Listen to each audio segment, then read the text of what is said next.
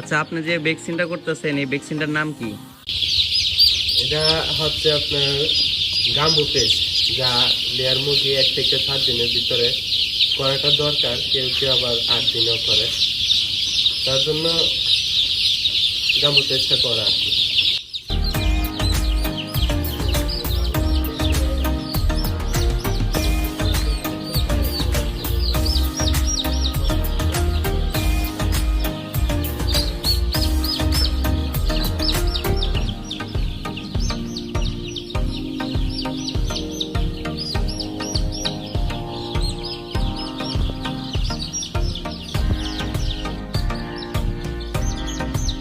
আপনার যে ভ্যাকসিন করতেছেন এটার উপকারিতা কি?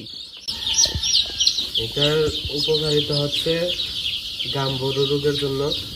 গাম্বুরু রোগটা আপনার 1 থেকে 30 দিন বয়সে আসতে পারে, এই বিধায় আপনার গাম্বুরু ভ্যাকসিন করতেছি। আর গাম্বুরু ভ্যাকসিন না করলে যদিও বাই চান্স একবার গাম্বুরু ধরতে পারে, তাহলে আপনার 40% থেকে 50% মুরগি মর্টালিটি হতে পারে। ওই কারণে আমরা গাম্বুরু ভ্যাকসিনটা করতে পারি, যাতে খামারে কোনো ক্ষয়ক্ষতি না হয়।